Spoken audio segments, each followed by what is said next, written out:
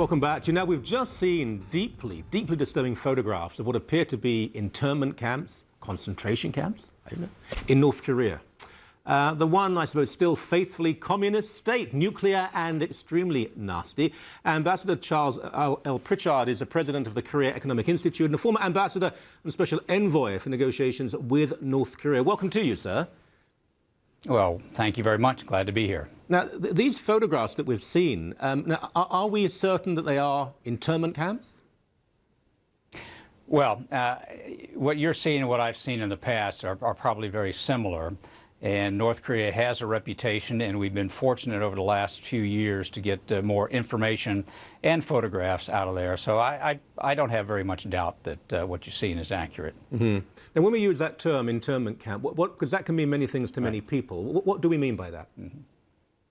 I think the one that comes to mind is kind of a political prison system for those that have offended the regime in some way, that haven't displayed enough loyalty, that have broken what we would consider to be civil laws.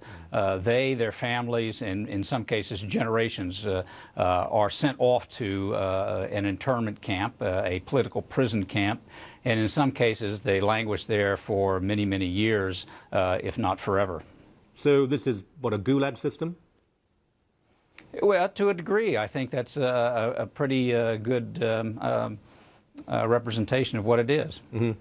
Now, when I think of dictatorships of the past and of the present, there were redeeming aspects to many, if not most, of the Soviet Union. I think there were people who genuinely wanted to find full employment and housing and so on. And you know, Tito certainly was not a complete monster.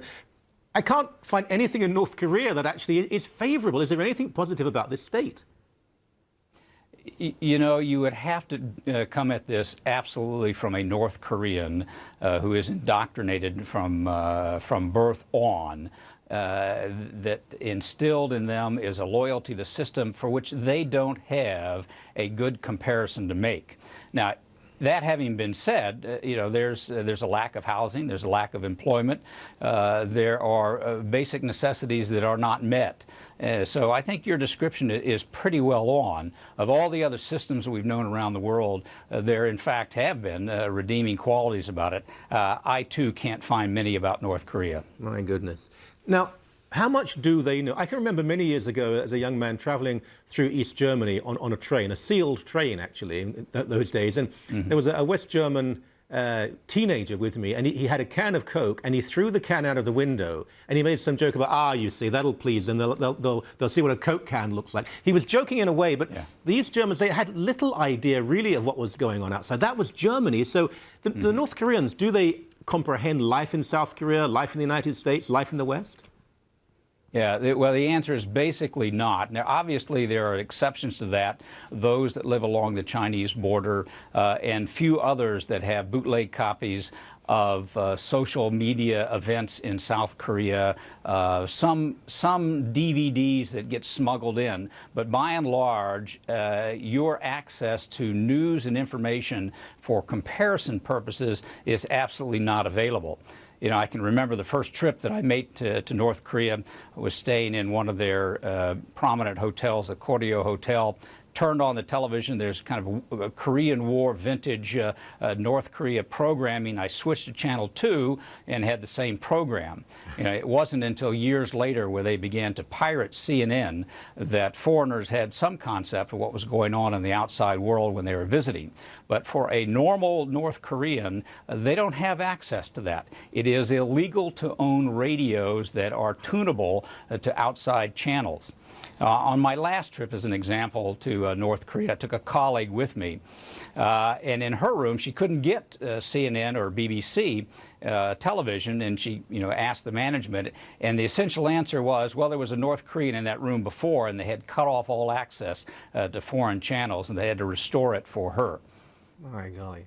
Now, beyond the horror that people in North Korea have to live in, and we have to care about that as other people living on the planet, it's the threat this country poses to the rest of the world. It is a powerful nation. Should we be frightened? Should we be threatened? Should we feel that North Korea has to be controlled? You know, I think there are three aspects from that. There's the conventional threat that we've seen renewed in this past year with a torpedo sinking of a South Korean ship, the Chonan, and then later in November, the artillery firing on a South Korean island. But beyond that, we're concerned about their nuclear weapons program.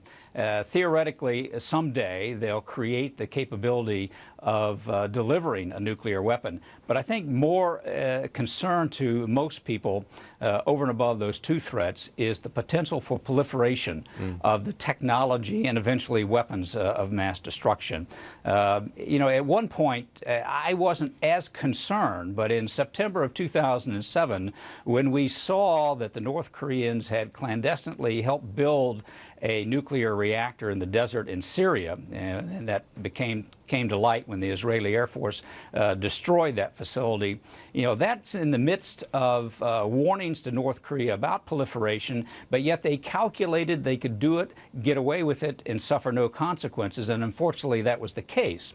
So there's a precedent there that suggests that regardless of what they say, we really have to be on the lookout for the potential for proliferation, and that this material could get in not only in countries like Syria or Iran, but in rogue organizations, terrorist organizations, for which then we would find somewhat a recipient willing to use them. So the answer to your question is yes, we should be concerned and we should be taking active measures to reduce that threat.